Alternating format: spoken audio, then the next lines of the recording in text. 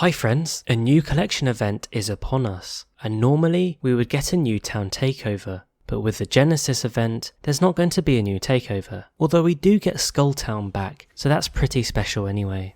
In light of this, I thought it would be fun to look back at all of the lore behind each of the previous town takeovers that we've had so far. This was an idea that was actually suggested to me by Timmy, one of my subs, so if you have any good ideas that you think would make good videos, let me know in the comments down below.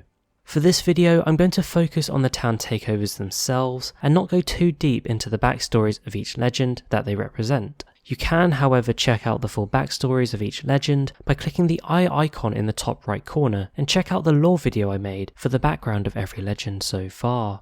So the first ever town takeover that we got in Apex Legends was Octanes' Gauntlet back in Season 2. It came as part of the Iron Crown event, and the Gauntlet is linked to Octanes' backstory. Now Octane is famous for being a daredevil that likes to do crazy, death-defying stunts, and you can see that with the crazy structure of Octane's Gauntlet. Along with all of the jump pads spread around, you get to see the ring of fire in the centre. Now the name itself, Gauntlet, actually takes after the pilot's gauntlet from Titanfall, and if you know Octane's backstory, you know he actually lost his legs trying to set the world record time for the gauntlet. In fact, he tried to use a grenade to give him a speed boost, and it actually ended up blowing off his legs. Now there's a full in-depth story behind this which I cover in a separate video, but essentially this is what you need to know in terms of the background for why Octane's Gauntlet is Octane's town takeover.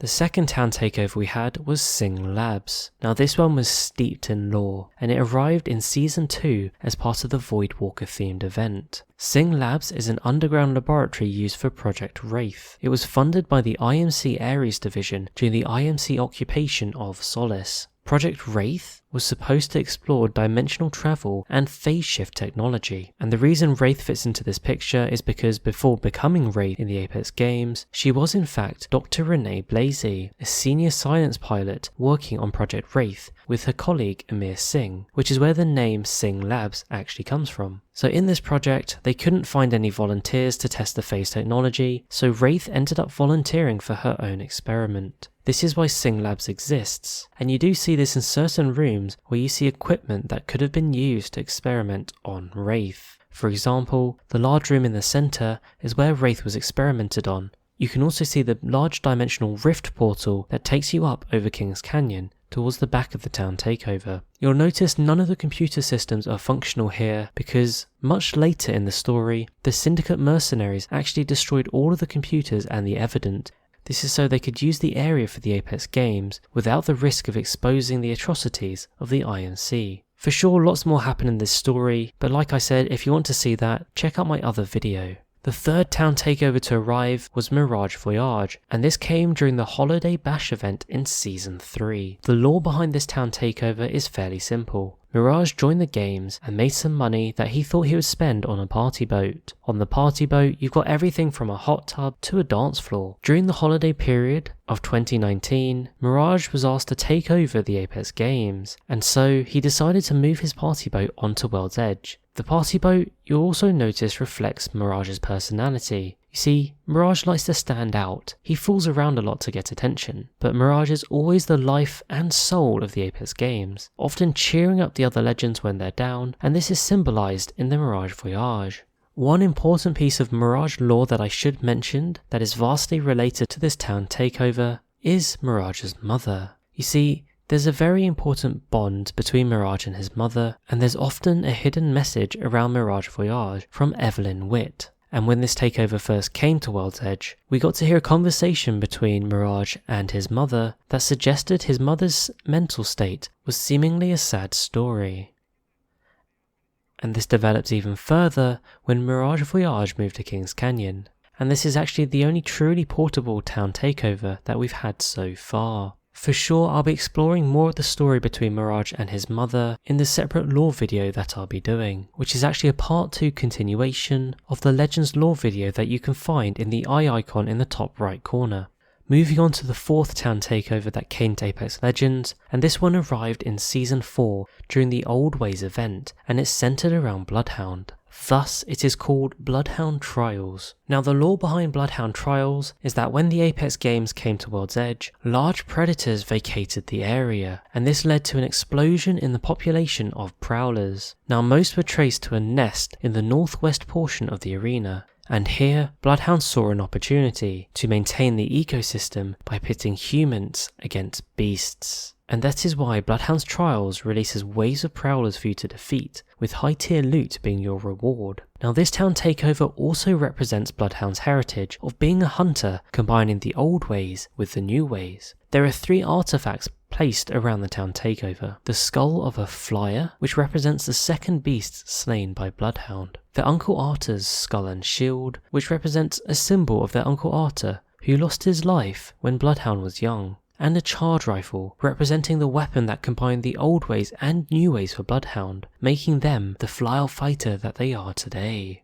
The 5th town takeover to arrive was Crypto's map room. Now, this one arrived as part of the Lost Treasures collection event in Apex Legends Season 5. On the bottom floor of this building, you see a holographic map of King's Canyon, and a console that can be activated to show the location of all players. Other teams are shown in orange, the champion squad are marked in yellow, as well as the next ring location on the holographic map. Now, the lore behind this town takeover centers around Crypto and his sister. You see, there were bunkers hidden around King's Canyon back in Season 5, but at that time, no one really knew what they were. The holographic map, when it came, actually revealed each of the bunkers' locations, and also indicated when they were open. There was also a timer on each bunker as well, so you could use that. As the bunkers started to open, we found they each had a charge tower with some loot hidden in, but also something very special. You see, 3 of the 4 bunkers had a hidden screen in a secret room with a secret recording that only Crypto could see. The recordings were actually from his sister, Mila,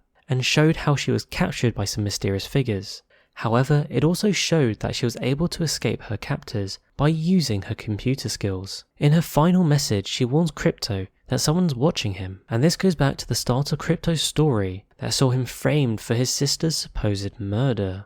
And that's really the core of Crypto's town takeover. But of course, like the other town takeovers, this one does also symbolize Crypto's character in many ways. You see, the color scheme itself resembles Hack, Crypto's drone, plus the whole concept of the map room fits Crypto's personality as a hacker and a surveillance legend. We have 2 more town takeovers that we've had so far in Apex Legends that we can explore. The 6th town takeover to arrive was Pathfinder's Fight Night. This came in Season 7 with the Fight Night event. As the name describes, this town takeover is all about Pathfinder and his love of boxing. Pathfinder was actually programmed with combat skills as part of a failsafe implemented by Stay, who is the electrical engineer that programmed Pathfinder. You can actually check out my video on Pathfinder's full story by clicking the eye icon in the top right corner. So this particular town takeover focuses on Pathfinder's love of boxing. As you may know, Pathfinder's heirloom are a set of boxing gloves, and actually this is the only heirloom that you can use inside the town takeover, or at least inside the boxing ring part of it. So looking at the lore, Victor Maldera was an ex-police officer in the city of Malta. He had some boxing skills and one day bumped into Pathfinder. He found out that Pathfinder possessed some evidence Maldera needed on a one Alexander Knox, who you all know as Caustic, but through a number of adventures together, Pathfinder and Maldera became friends. And it's through Maldera that Pathfinder picked up his boxing skills. Thus, Pathfinder found a new hobby and a love for boxing through his friend Victor Maldera.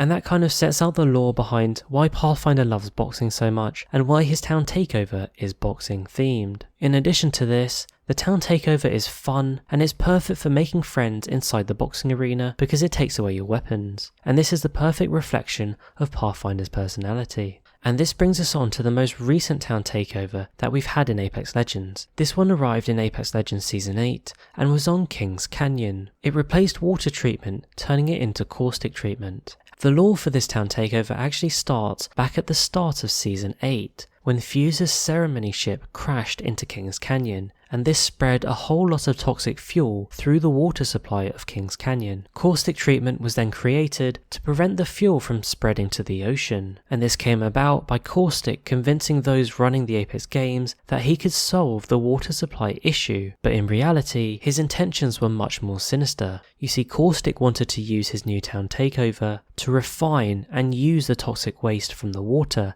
for his experiments. As you know, Caustic wanted to test his toxic gas originally in the Apex games, but the fact that he would be able to get more toxic waste and create more toxic gas through Caustic treatment meant he wanted to test it out on a larger base, Solace City, and he thought Solace City would be the best place for this. Of course, this story continues to develop after the town takeover, but you'll have to wait for my Legends Lore video part 2 to hear how that one goes. That's the core of the backstory for how Caustic treatment came about. And that is all of the town takeovers that we've had so far in Apex Legends. Now sadly, it doesn't look like we'll be getting a town takeover in the new Genesis Collection event, but that's okay. We instead get to relive the good old days of Apex Legends, so I'm certain that will be just as fun. One thing I'm fairly sure of though, Caustic treatment definitely won't be the last town takeover, and I think in Season 10 we'll get to see another town takeover for a different legend. For now though, don't forget to like and subscribe, thank you so much for watching, and I'll catch you later.